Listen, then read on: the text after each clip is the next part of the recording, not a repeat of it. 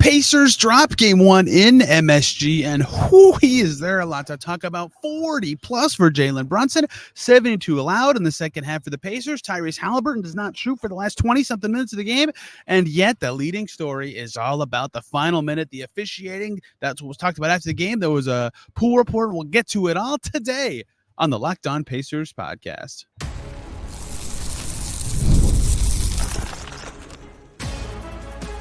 You are Locked On Pacers, your daily Indiana Pacers podcast, part of the Locked On Podcast Network, your team every day. What up, y'all? Happy Tuesday, and welcome into another edition of the Locked On Pacers podcast, where we, of course, talk about the Indiana Pacers. As always, my name's Tony East. I cover the team for Forbes and SI, and today we're talking Pacers-Knicks game one. Oh, man, is there a lot to get to from this game? The last minute, very controversial. The Pacers' second half defense, very bad. Jalen Brunson lights them up. Tyrese Haliburton doesn't shoot for the last lot of time in the game. And we have to cover all of that and talk about how the Pacers can move forward from it, because they did respond well from their game one loss in their last series. They were saying the right things. I think they did that today, but this one is going to be supercharged, man. There's going to be a last 2 minutes report that no one likes.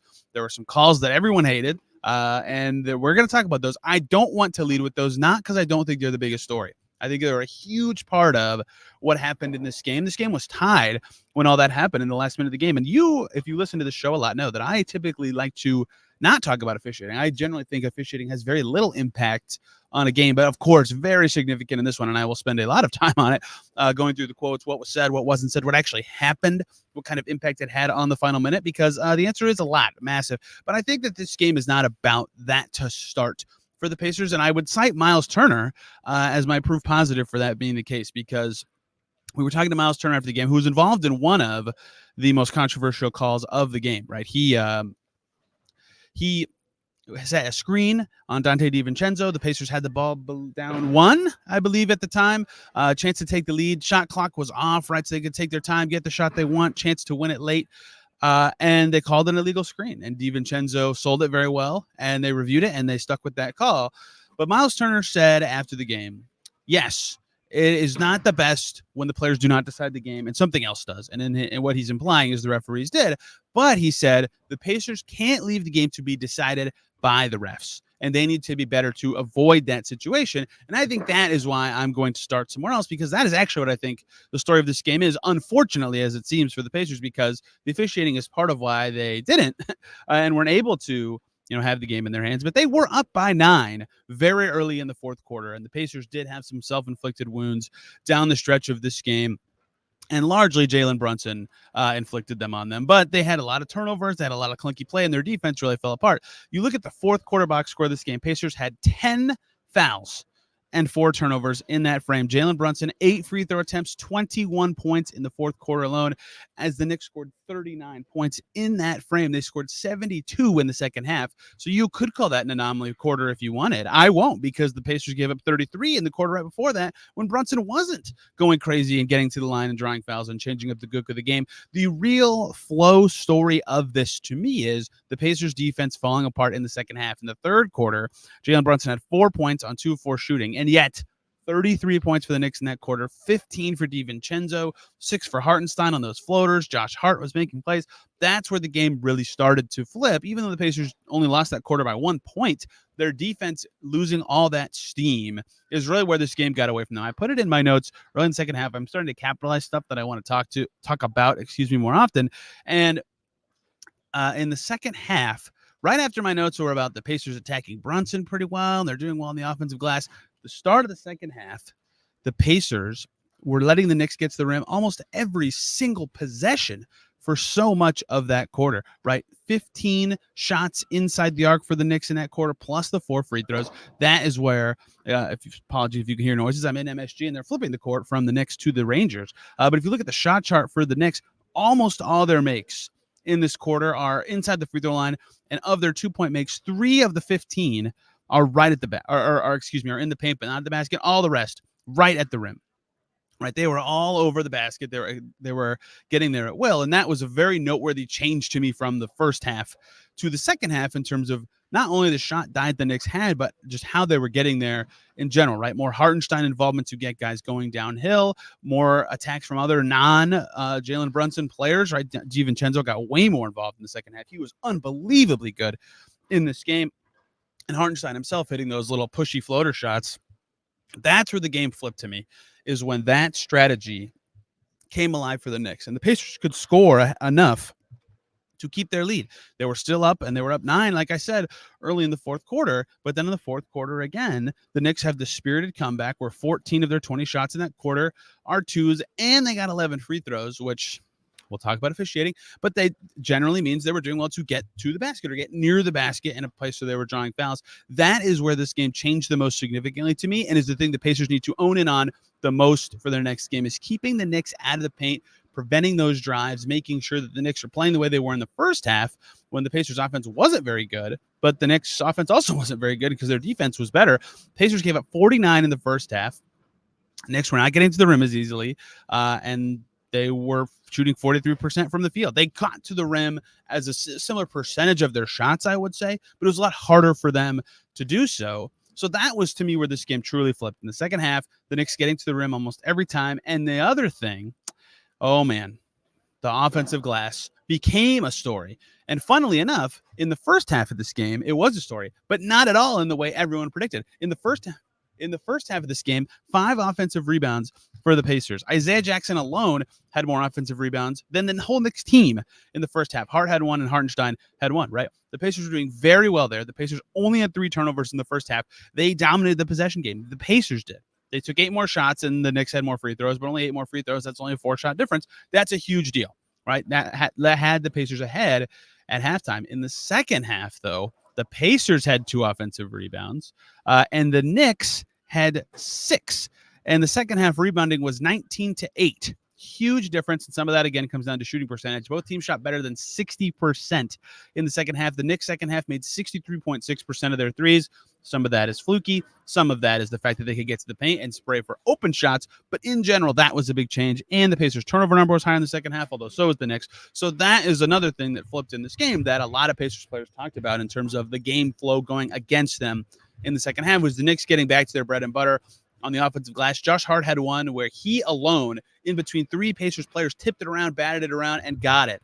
And I think it was 2 bigs. I think it was Siakam and Turner. I can't remember if it was Jackson, but either way, a very impressive play from Josh Hart that just shouldn't happen, right? I mean, that's his thing. He's very good at it, but the Pacers should be better than that. Hart had 3 offensive rebounds in the second half. The Pacers, as a team, had 2. That was a predictable potential problem for the Pacers, and it reared its head in the second half, and that's a credit to the Knicks in some ways, but a big detriment to the Pacers in others. And so to me, that is where this game really flipped, right, is when that happened, because the Pacers, they had a chance to win this. They went up 9 really early in the fourth quarter. And to be clear, when this game, specifically the exact moment it flipped, right, it was early fourth. They went up by 9 at 94-85, and it was 10:34 to go in the game. And Brunson came in.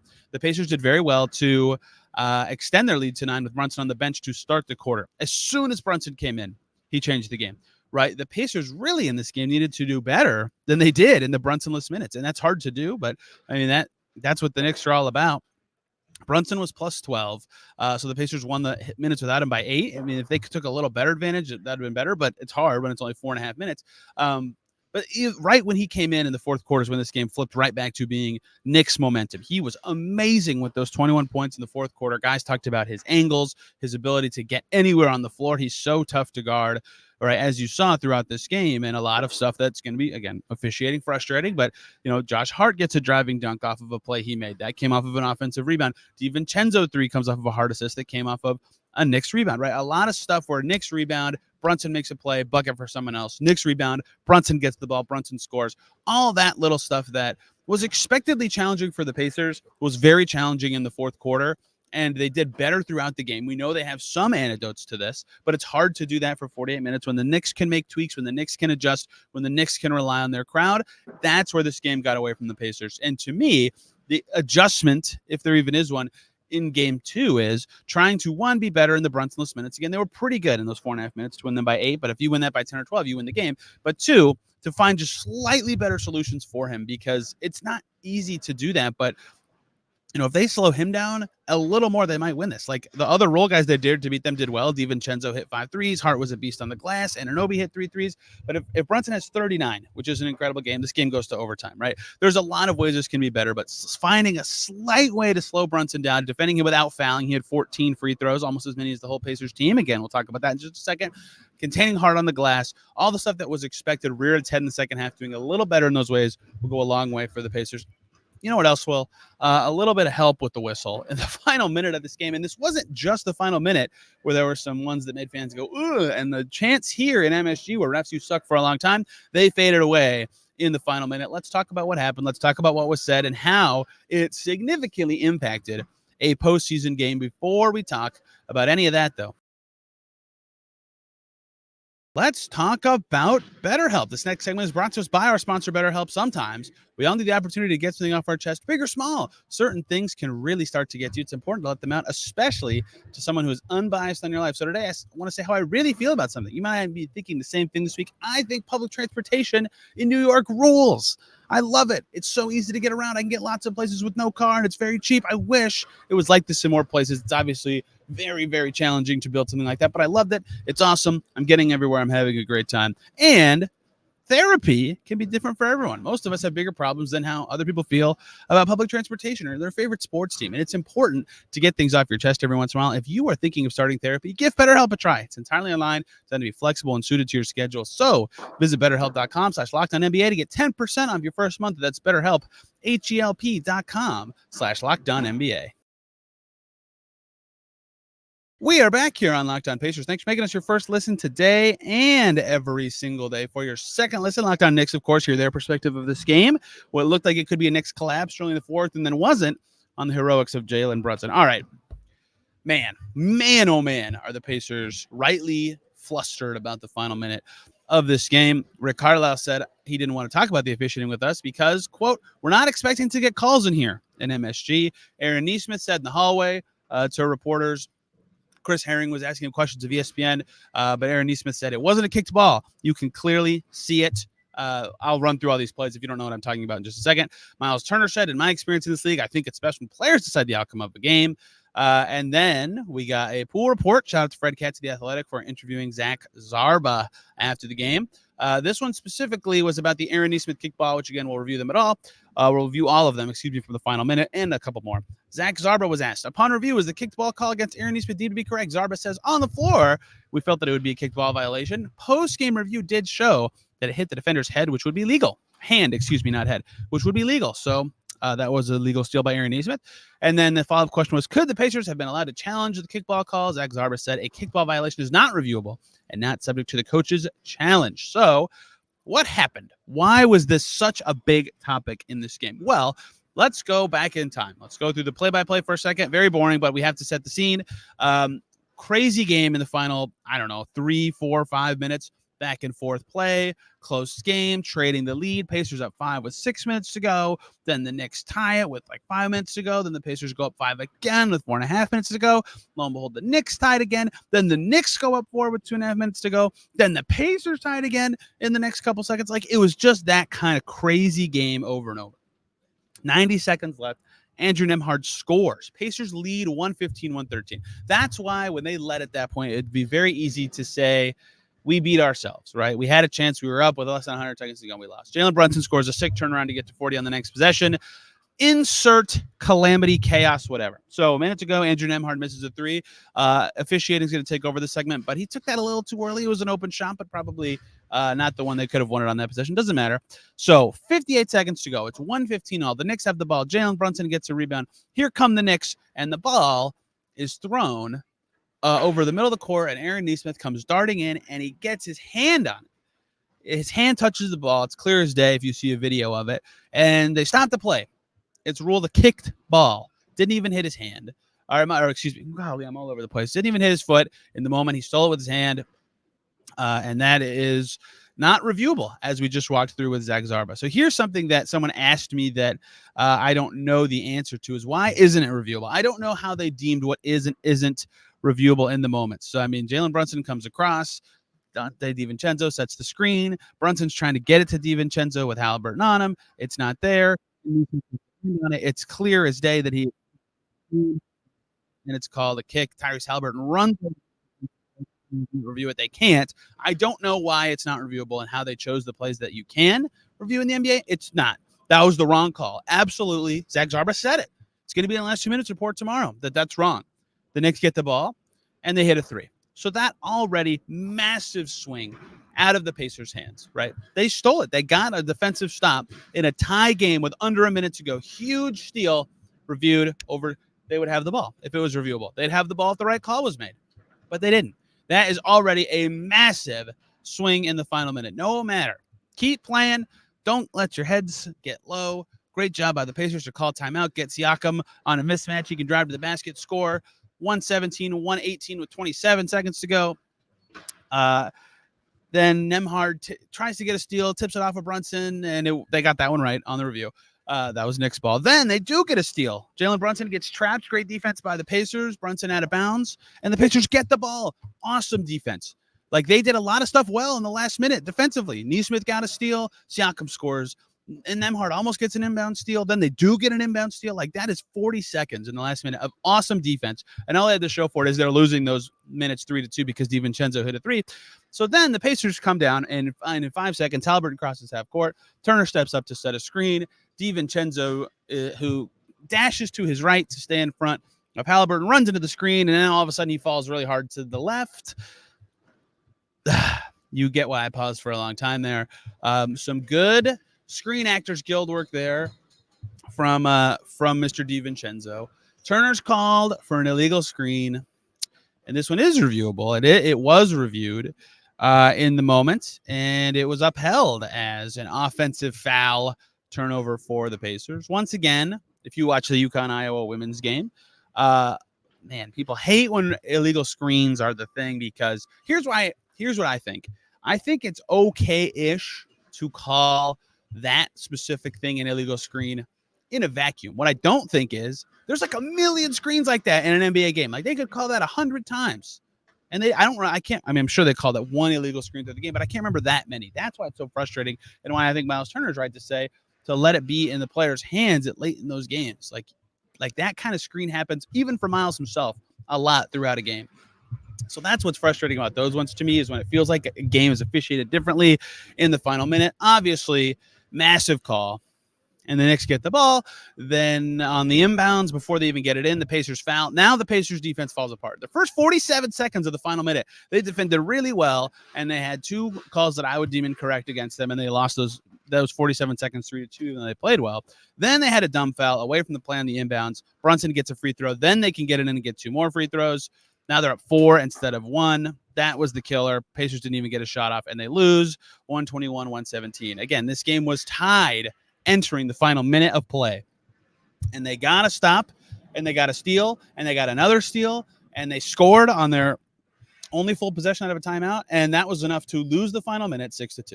Like, that's just crazy. That's how it goes in the final minute, and that's why everybody's frustrated. And to me, that is brutal. That just is sucky timing. That it happens in the last minute. Obviously, I think a lot of those calls are wrong, and I think fans are right to be very upset. Again, if you listen to Locked On Pacers a lot, if you listen to me talk a lot, I never talk about officiating. I'm going on almost 8 minutes in a row now. That is how poor I think the last minute of this game was officiated. And if you wanted to, very easily, I have 3 plays highlighted in green on my Excel sheet. Those 3 plays are, I have quotes around kick, I have the moving screen, and I have 60-footer. Right before halftime, Tyrese Haliburton, nasty step-back 3. His last shot attempt of the game, he made it. Pacers are up 9 with 2 seconds to go in the first half. And then Isaiah Hartenstein from 60 feet. The NBA called it 46 feet. He clearly shot it from beyond half court. It was longer than that. Insane shot. He drills it. If that doesn't go in, and if one of those 2 other calls that I have highlighted are called either correctly or at least not so ticky-tacky, Pacers probably win this game. But none of those things went their way. They did not defend well enough in the fourth quarter or the third quarter.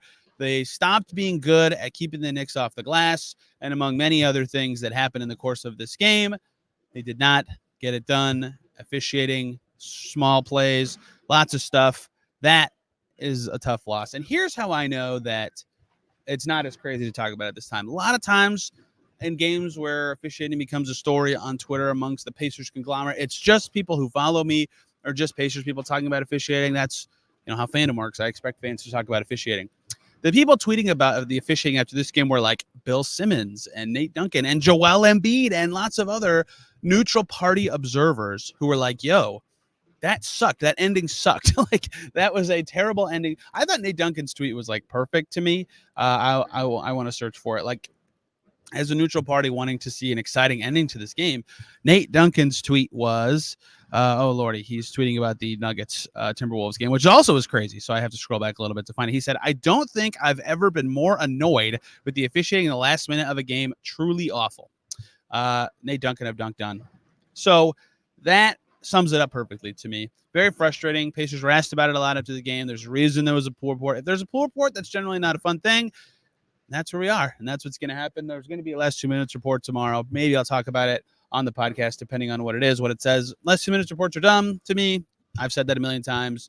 I get why they are a thing that happens and are released publicly. I know that it doesn't change anything, and fans should be frustrated about all that. Whatever. Huge factor in this game was the officiating, and it's brutal for the Pacers, who had it tied last minute and couldn't get it done. And now they move on to game 2. What do they need to do better? And Tyrese Haliburton specifically, what can they do to get him going? That is what we will talk about to close out today's show. But before we talk about any of that, we're going to talk about DoorDash. Mother's Day, right around the corner. You want to make your mom smile? We'll start Mother's Day with flowers or surprise her with gifts from brands she loves, and you can get all that delivered to her the very same day. With DoorDash, moms are a gift. So give your mom the best gift this Mother's Day. Gifts as thoughtful as she is with DoorDash. Select from hundreds of expertly crafted bouquets to the best of tech to self-care essentials and more delivered right to her door. If your mom has a sweet tooth, or if she's a tech enthusiast, or if she loves her beauty products, or if she's outdoorsy, no matter what she's into, you can make her smile with a fruit or flower bouquet or makeup or tech gear or workout wear or more, and pair those flowers with a gift card so she can celebrate the way she wants. If she's a bookworm, whatever, a bookstore gift card, anything can make this Mother's Day perfect. And again, delivered the very same day with Shop with Savings that would make her proud with a Dash Pass membership. So you can save money that way too. Get your Mother's Day gifts all in one place. Get 50% off your next order on DoorDash, up to $15 when you spend $15+ on your next flower, convenience, grocery, or retail order now with the code LOCKEDONNBA. That's LOCKEDONNBA. Order using DoorDash today. Terms apply. And we are back here on Locked On Pacers. Thanks for making us your first listen today and every single day. For your second listen, check out Locked On Wolves. Unless a miracle happens, they're going to be up 2-0. Rudy Gobert is not going to play in game 2. They're going to be headed home up 2-0 on the defending champs. Anthony Edwards, wow. I mean, I want to watch that game when I get back from doing this, because that is a stunning score to me. Speaking of stunning, big thing that won't get talked about a lot from this game for lots of reasons, the officiating being chief among them. Second half of this game, Tyrese Haliburton's stat line, 0 for 1 from the field, 3 assists, 3 steals, 3 turnovers. Yikes. His shot came in the third quarter, so he did not shoot in the fourth period. I will try to find the exact moment in the game that shot took place. I can't exactly remember. Look, it's very similar. I know that's unfun to say. This game was similar to me in a lot of ways to game 1 of Pacers-Bucks. It was closer, obviously, but Haliburton's final shot attempt of this game came with 4:52 to go in the third quarter. So I was a little off with my minutes estimate. I forget where I saw that. He took one shot in the final 20-something minutes of this game because he shot right before halftime. So why? I mean, why was that happening? I mean, look, the first thing is I accidentally closed the box score like a moron. The first thing is that every team sends him lots of bodies. And as everybody, I've talked about this a lot. I still think I'm higher than almost everyone on Tyrese Haliburton's ability. When he gets sent extra defenders, he passes. He gives it up, right? And sometimes that's good, and sometimes that's not. In this game, some good, some bad. 6 shot attempts is just not enough for him, right? Only 5 in the first half. He made 2 of his 5 threes. He's got to shoot more, and that means the Pacers have to find ways to get him more free. And similar to the first series they played in against the Bucks, right? He was feeling it out. How are the Bucks defending him? Where are his attacks going to come from? How can he not be passive? How can he keep the ball moving? How can he make sure when the defense flattens out, he's making the right play? He likes to see all that and absorb it, but it's really he's got to be better than this, right? 6 shot attempts is not enough for him. He's a very efficient, self-creating player, right? 2 for 5 from deep. He largely created those himself. This just got to be more. And so that is one thing that is stunning to me. But again, this game took the shape of game 1 of Pacers-Bucks in a lot of ways. The first quarter was a slog and very much not the Pacers' speed. And then it became one of the Pacers' speed. And then it didn't matter in the end anyway.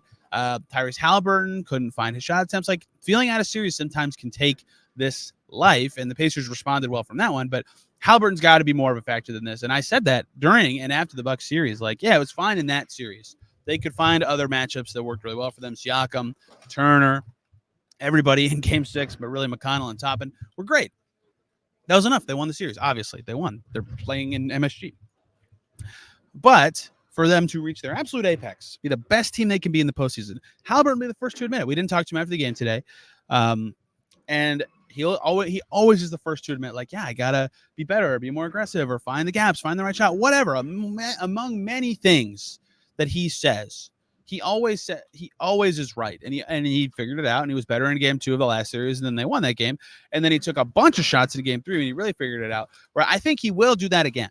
That's always one of the biggest strengths of him and Rick Carlisle, is figuring that stuff out and being better in a meaningful way. But it really hurt the Pacers in this game that, a typically strong offensive weapon for them took 6 shots. Nesmith took 6 shots. Toppin took 7. Isaiah Jackson, who was very good, but I don't talk about very much, took 6 shots. And Ben Shepherd took 5. If Ben Shepherd took one more shot, Haliburton would have been tied for the fewest shot attempts on the team in this game, right? And again, I get why that happened. And guys were pretty efficient, right? A lot of 50% shooting for Nesmith, Siakam, and Turner, 70% for Toppin, 56% for McConnell, 66% for Isaiah Jackson, 60% for Ben Shepherd. Nembhard and Haliburton were the only guys under 50% in this game, right? So Haliburton was doing a lot of right things. They were doing well in his minutes once again. They finished -12, largely because he played a lot of the fourth quarter when they gave away their lead. But until that point, he made a lot of the right plays, but he's got to be he is a good self-creating player. I talk about this a lot with him, and some of that is the same thing that happened to the Pacers in the last series when they were worse. They couldn't get into the paint enough at all. I put that in caps in the first half. I put that in caps in the second half. They have got to get into the paint more. They were doing well to attack Jalen Brunson a lot of this game, and it helped them get to good spots and get shots they like. But, I mean, yeah, their points in the paint number was high, but it didn't feel like they got the same quality of passes and assists from there that they did in past games, even this season, whatever. And they had good assist numbers, but really in the first half, especially when they had such a lower point total, they scored more in the second half than the first half. They were not getting there enough, right? They just weren't. And so that's got to be an emphasis. And I think Haliburton specifically needs to be one of the people who makes that happen. So that's a loss for the Pacers. They're down 0-1 in the series, but man, is that one going to sting. That one is going to sting. They lost game 1 of their last series and they won it. They are totally not dead in the water. In fact, they played really well to me in this game. This is every game they've played in the playoffs, the stakes go higher, right? Especially going from Milwaukee to MSG. It's the second round. It's a huge stage. I was trying to type all the celebrities down so I could set the scene if they won, about what they overcame. And I got a bunch of them. And there's a bunch of former Knicks here. And randomly MSG crowd just goes crazy, as they deserve to, because their team won. All that stuff, they played pretty well to me. They had a good game plan that worked. They found matchups that made sense. They defended pretty well. A lot of times their rebounding was good until it wasn't, which that's bad. But they did okay in this game. I actually walk away pretty impressed with a lot of stuff the Pacers were able to do, but that's not, it's not, they lost. So they shot 52.3%. They shot well from deep, but the Knicks were doing well to cut off their threes. I think that's part of why the Pacers shot it so well, though. They only had 7 turnovers. At parts of the game, they were limiting the Knicks on the glass. A lot of stuff that if they do it again, they'll feel pretty good about it. But what happens is OG Anunoby shoots well from deep. DiVincenzo shoots amazing from everywhere. They succumb to an Isaiah Hartenstein miracle shot, and he's a beast on those push shots. Josh Hart kills him on the glass. Little stuff that can happen every game, but all of them happening at the same time all happen. So the adjustments to the Pacers play better in the second half specifically. Get Haliburton going. It's got to happen, right? Even if, again, I think he took 10 shots in game 2 of the Bucks series, right? He took 6 in this one. He took 7 in the first game of that Bucks series. 10, 11, 12, even if that's what it takes for him to feel it out, but be a little more aggressive. I think that is something that he needs to get to. Pacers bench was phenomenal in this game. Sticking with them, I think, was the right choice. They went with Jackson in there instead of McDermott as their 9th nominal guy. And then Jackson was fantastic to me in this game. Nembhard was not as good in this game as he was in the first round. So reeling in some of him offensively to maybe push that to Haliburton, but his defense was as good as you can possibly do on Jalen Brunson. It's very hard to do that, but I wonder how, if any ways, they'll adjust to Brunson in game 2, but they've got to do a little bit of adjusting. Obviously, he had 40 bajillion points. The pace favored the Knicks for a lot of the first half and the Pacers a lot of the second half. I think if the Pacers can make that 48 minutes right? That's what I talked about a lot after game 1 of the Bucks series was, hey, we figured out for half that game how to play our pace. We got to do that for a full game. They did it, and they won game 2. I think that's something that they'll point to from this game. My adjustments are way worse from this game than they were from the first series, mostly because a lot happened in this game that was not really related to that kind of stuff. The Knicks switched more than anyone expected, including probably Knicks people who follow them all the time. I think the Pacers need to be ready for that to be a thing more in this series. They were creative with that. There were a lot of times Isaiah Hartenstein was on Haliburton. Like, he's got to attack that matchup, get the ball to the bigs on smalls. That happened a few times that, it wasn't the right way. Rick Carlisle said rebounding and fouls were a problem. Cleaning those up will matter. So they did a lot of good things throughout the game. I agree. Rick Carlisle said that, but making Haliburton be better, slowing down Brunson a little more, and a lot of the stuff that was the expected challenges before the series, rebounding, fouling, Brunson being a little better in those ways. That's it. That's the difference. And not letting Isaiah Hartenstein hit 60-footers at the halftime buzzer. That's just complete luck. 0-1.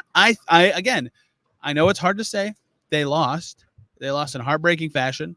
The refs were clearly a factor in the final minute. I actually think the Pacers played pretty good in this game, and I think they should feel confident that they can get one in MSG. And look, I was going to have this included if they won anyway and stole home court advantage. The Pacers just beat the Bucks in a series where they won one game in Milwaukee. The last time the Pacers lost in Gainbridge Fieldhouse, I don't know if many know this, was March 18th. It has been a long time since they lost in that building. They were cleaning up to end the regular season. They cleaned up the Bucks in the first round, right? 2 dominant wins over a good Milwaukee team. They are good at home right now. The crowd's been behind them, and they've done well to feed off of that and win. They just need to find a way to get one here at MSG. That's very hard. And, of course, they have to continue to clean up at home. And so that should also give them confidence. We played good. We know we can do good at home. If we can get game 2, if we can just be 1% better at a couple things, we can win this series. And I am more confident in the Pacers' ability to do that now than I was before this game. And they lost. That says a lot about how they played. I'm looking forward to seeing what game 2 looks like. I'll be here again. Maybe in this seat. I would like to do this down on the court, but the New York Rangers also occupy this building. I don't think they'll be flipping for hockey after game 2, so maybe I can do it in a place that isn't just a media gray background of nonsense. Here's what the court looks like right now for those of you who are watching on YouTube. Very exciting. It's all broken up into a bunch of little pieces. So we'll be back tomorrow talking more about game 1, adjustments into game 2. I'll try to have a guest, but my schedule is going to be all over the place. We'll see what it actually looks like. And my hotel room is the smallest hotel room I've ever had. So we'll see how that all goes. But I'm looking forward to it anyway. Lots more coverage of this series coming here on the Locked On Pacers podcast. You can find me on Twitter at Tony Arias, where you can see a lot of the quotes I referenced from Pacers players. I'll have a story about all of the stuff that I talked about. And this podcast is there at Locked On Pacers. That's where you can see the general topics tweeted about for everyday show. If you miss seeing a post, you can see what, if you want to dive into it or not. Hopefully you always do, but we'll see. Again, back tomorrow talking this. Get back after game 2 in this building again. It's getting cold. They're setting up for the hockey, and I need to evacuate before I start freezing. Thank you all for listening. Have a wonderful day. We will see you very soon.